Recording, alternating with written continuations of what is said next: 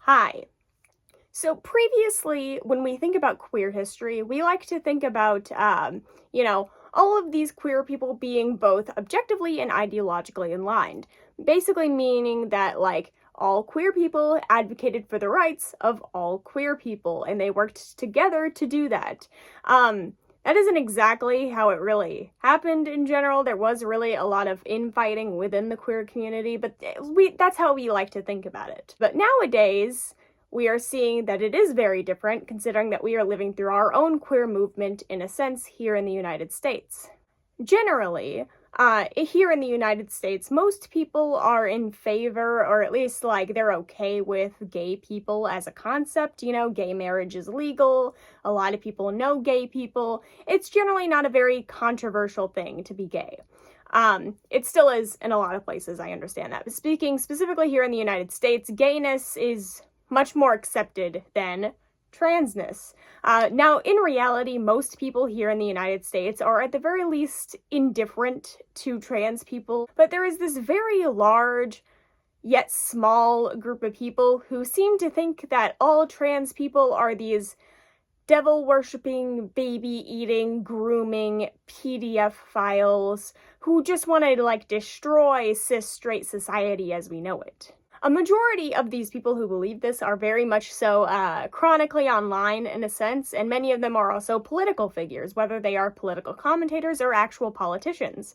A very shocking point of this, however, is that a lot of these people, or at least a decent enough amount of these people that it is quite jarring to see, are actually gay or even trans themselves, and that is who I'm going to be talking about in this video. Specifically, I'm going to be looking a little bit at Buck Angel and Blaire White, but I'm going to focus a little bit more on an up-and-coming transgender transphobe named Kelly Cardigan. If you are on Twitter, you've probably seen some of her posts pop up because a lot of people have been ripping into her lately.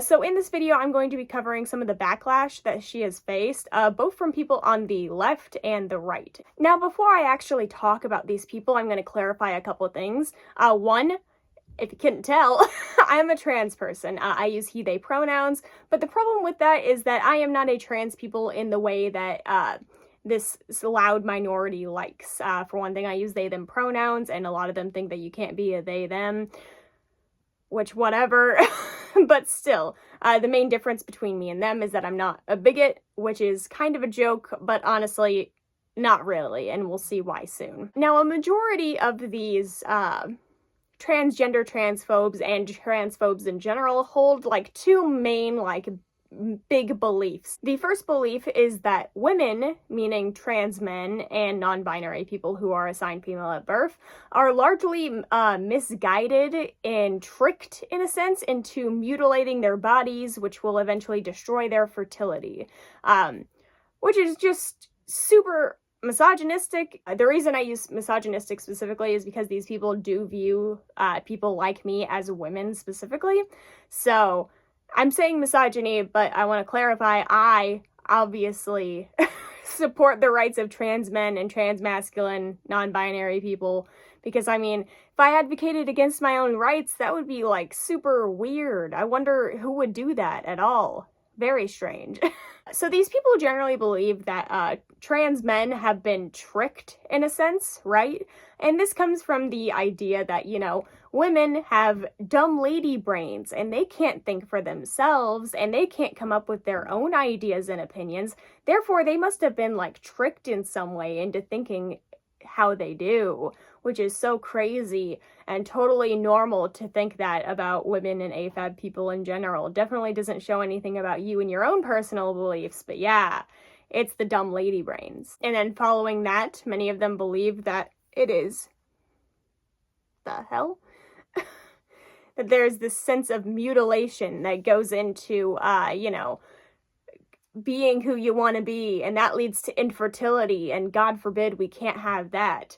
And for one thing, it's not mutilation to willingly undergo surgery that has been proven to improve both mental health and quality of life in many instances, but sure, go off, whatever. And then even further, to imply that infertility is such a dangerous, tragic thing is both insulting to AFAB people because it implies that they are just simple baby-making machines, but it's also super insulting to just cisgender women because it implies that they serve no purpose or that they are, not complete in a way, which is just horrible, honestly, all around for both trans people and cis women. And even then, it's not even because they actually care about women in any sense, they just want to hurt trans people. Now, a majority of the hate speech or hateful actions done towards trans people in general, and I'm speaking on very broad terms here, is done towards trans women. And this is partially because if the trans men with their dumb lady brains, if they can't think for themselves and they've all been tricked, well, they must have been tricked by the super smart trans women with their man brains. They're the real groomers and the ones who are infecting all of these people with this social contagion of trans ideology. Just a little bit of extra misogyny there for you if you wanted some. The main arguments around trans women in this discussion is that they are predatory, they are ugly, and that they are taking over women's spaces. Starting off with the predatory allegations, the idea that trans women are largely predatory comes partially from the fact that most violent perpetrators are AMAB. However, I don't know about you, but I don't assume every cisgender man I meet is, a predator. So why would so many people assume that trans women are automatically predators? It's almost like they don't actually care about people getting hurt. They just care about hating trans people. Oh, what do I know? I'm just a dumb person with a lady brain. This assumption that trans women specifically are inherently violent largely comes from leftover queer hatred that occurred during the 70s and 80s, largely with the Save Our Children Foundation. This group largely proposed that since gay people cannot reproduce on their own, they must be coming after America's most vulnerable, aka children. That's where we get a lot of these accusations that gay people and now trans people are coming after the children and are PDF files in a sense, because if they can't reproduce and if they can't have their own kids, they must be coming after our kids. Our being straight cis people's kids. Going on to the ugliness aspect of hatred towards trans women, this largely comes from the fact that transition for trans women, again speaking in very broad terms, is much harder. And this is because male puberty has very damaging, in a sense, effects on the body. It's effects that can't be reversed. For example, when you go through male puberty, your voice deepens and you cannot physically change your voice to where it is higher, or at least you can't do it through hormones. So a trans guy could take tea and eventually their voice becomes lower. But a trans woman cannot take estrogen and have her voice become higher. She has to do voice training in order to do it, which a lot of times, you want help with that, of course, because you don't want to damage your vocal cords, which means that a lot of trans people, especially trans women who are early on in their transition, cannot afford to have that proper help, which means a lot of them are not very well in control of their voice. And even if they can afford it, it takes a while to really build up a very feminine sounding voice. So it's just very difficult to sound ladylike. Another aspect is that when you go through male puberty, your face becomes much more masculinized. So when a trans man goes on T, it's much easier to get, higher cheekbones and a stronger jawline and like a more prominent brow ridge in a sense, generally like masculine facial features, while for trans women, you do get a bit of fat distribution, you get a bit chubbier cheeks and things like that, but it's very hard to gain this stereotypically feminine looking face, which is why a lot of trans women get facial feminization surgery, which is, again, very expensive, meaning that a lot of trans women who are poorer or who are early on in their transition, they can't get that, which means that they tend to look more masculine, which means that people just assume that they're ugly. And we can see this through a lot of hateful content released about trans people. Whenever it is released, it is almost always targeting trans women, and this is because trans women are predatory and trans women are ugly, because it's much harder for people who are assigned male at birth to look more feminine as opposed to people assigned female at birth to look more masculine. Which is really unfortunate, but it is true. That is part of the reason why trans women specifically are so heavily attacked. And this isn't to say that, the transitions of trans men or AFAB trans people are always inherently easier all the time. It, of course, obviously depends on, like, where you're located in the world, how much money you have, things like that. I'm just speaking in very general, broad terms, especially when we're talking about here in the United States. The third talking point is that trans women are taking over women's spaces. And this largely comes from both the idea that trans women are predatory and the idea that, women can't fend for themselves. It is both of these in the fact that women are often seen as weak and therefore they can't possibly compete against a man, which has proven to not be true if you look at statistics around trans people in sports, but whatever. I've spent enough time talking about this, I don't need to get into that any further. On top of this, a bonus option for you guys is that a lot of these people, as I said previously, do not believe that non-binary people exist. To that, I say that sex and gender are different things. Gender is a social construct, meaning that it's fake, and I can do whatever I want. Die mad, snowflakes. And even then, trans people acknowledge their biological sex. I have already said I am AFAB. I am assigned female at birth. No one is denying anything. They're not trying to change, like, biology textbooks. Like, relax. So since I've already talked a lot in this video, I'm not going to go super in-depth specifically on the people I'm going to be talking about, but I am going to be talking a little bit more so about just like what they believe. So let's start with Buck Angel because he's kind of the milder of the two. Buck Angel is a transsexual, which is how he specifically identifies, so I will acknowledge that. He is a transsexual man. He was born in 1962 and rose to prominence through the adult entertainment industry. He specifically refers to himself as a elder trans person and not a trans activist. And this is largely because he believes that trans activists are indoctrinating children and has openly showed his support for anti-trans bills, claiming that they protect children and that they don't advocate against trans people. He also proposes this idea that most trans women that you see in media are not actually trans people, they are autogynephiles, which are men who basically are aroused in a sense by the idea of being perceived as female or wearing traditionally female clothing. This also further plays into the idea that trans women are hypersexual and predators. Since so many of these people go out of their way so much to attack trans women, you wouldn't think that a lot of trans women would really be in support of this, but you would unfortunately be wrong. Blaire White is a conservative YouTuber with over 1 million subscribers. She has made videos in the past portraying trans women, specifically trans women who are earlier on in their transition, as being predatory, and often makes videos reacting to cringy transgenders, which, if you don't know what a transgender is, it's basically just a term that, like, transmedicalists use for younger trans people or trans people who don't fit between, like, within the binary. So people like me, she would consider someone like me to be a transgender, which, like, fuck you, Blair. What, you don't even know me, but whatever. Yeah, sure. I don't know why someone would choose to be oppressed just for, like, clout, but apparently that's what Blair seems to think.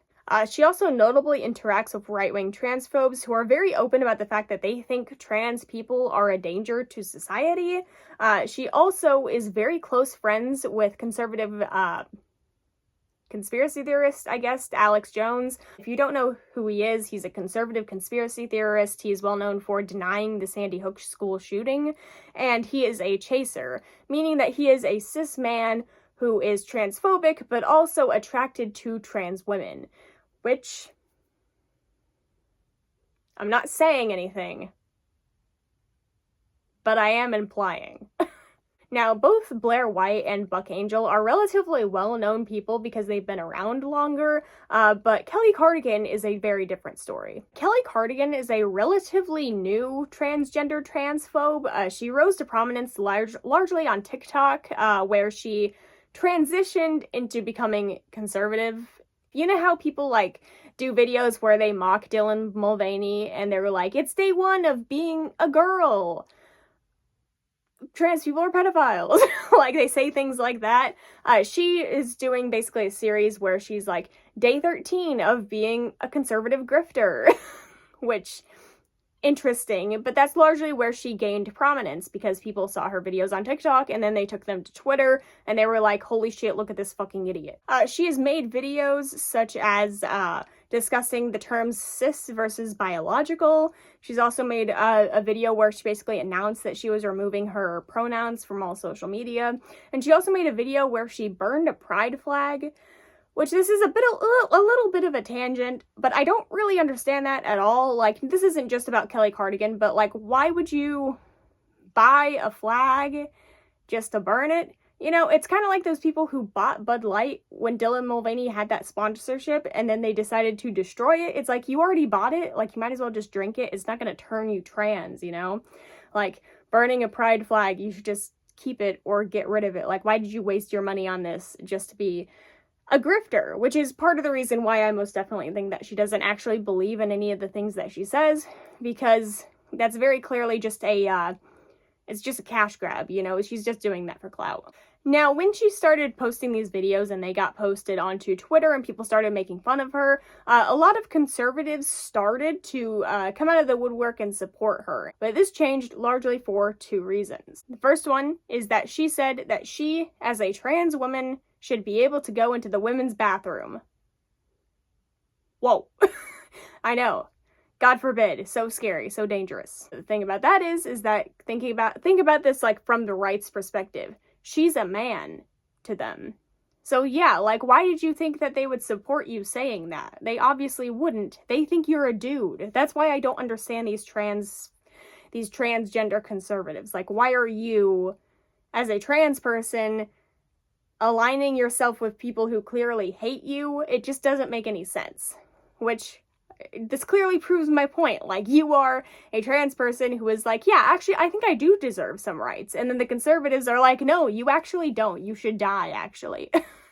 The second issue follows her discussion of using the term cis versus the term biological. In that video, she states that many cis people are uncomfortable with that term, so you should use biological because that makes them feel better about themselves. Which is really funny because cis is a medically recognized term. I thought facts don't care about your feelings. Guess not. If you're conservative, facts actually do care about your feelings, very much so. So following this, she made a statement regarding the term TIM. TIM is a term used by transphobes, and it means trans-identifying male. Basically saying, like, this is a man who thinks that he is trans. Which I obviously don't support. Again, I keep saying a lot of things that, like, could be taken out of context and make it sound like I am a transphobic person myself. I am not. I'm just speaking from their perspective. So she made a TikTok and a tweet to accompany it, basically saying that since we are using the term biological to accompany cisgender people, we should use trans women to accommodate trans people like me, the good trans people. Which, again, they think she's a man. They're not going to support you on this because they don't support you. So this is where we get into my main point. A lot of these trans people are aligning themselves with transphobes as a means of protecting themselves. It's sort of a if you can't beat them, join them sort of mentality, and we've seen this happen before with other minority groups. During World War II, there were Jewish people who actually worked with the Nazis as a means of trying to gain their own protection. Obviously, it did not work, and many of them were still harmed. And I know that that seems like a very, a hasty comparison between the two. One is talking about genocide, one is talking about just trans rights in America. But if you look at some of the legislation that is being passed, it is very concerning, to say the least. And it definitely could lead us down this path of potentially, at the very least, systematic oppression of trans people. And this looking at the past of Jewish people trying to align themselves with the Nazis for their own protection is something that sends a very clear message, and that is, you as the minority cannot be a part of the majority. You cannot be an oppressed person and work alongside and be equals with the oppressor. That's not how this works. You are not one of them. You are not even one of the good ones. You're a pawn. Not only that, you're a pawn without a community. Kelly Cardigan has made videos where she posts about her community targeting her and harassing her, talking about other trans people. And the thing about that is that that's not your community anymore. You chose specifically to align yourselves with the people who want us dead. You don't have a community anymore. You're not even a part of the oppressor's community because, again, you are the oppressed. You are simply a pawn who is stuck in between. You don't have a tile to sit on this chessboard. Now, all of that is to say that I do believe in redemption, and I do believe in apologies. And if Kelly Cardigan, however long it takes down the line, realizes that what she's doing is wrong and she is not advocating for her own protection, she is advocating for the death of all queer people within the United States, both trans and gay and whatever, it's still, she just needs to realize that, for the love of God, you're not helping yourself, you're harming everyone. And this, again, going back to that historical view of Germany in World War II, this doesn't just go for trans people and gay people in general, this goes for all minority groups. You cannot be a member of the minority and try to make yourself a part of the majority. You cannot be oppressed and become an oppressor. That's not how that works. Which, happy. I know. But I hope that this was at least a little bit insightful, if not maybe a little bit entertaining. If you like this video, be sure to like, subscribe, share, comment, do all that stuff. And if you have an opposing idea or if you agree with me, be sure to let me know down in the comment section. I hope that you enjoyed this video, and I hope that you stay safe, and I hope that you have a good day.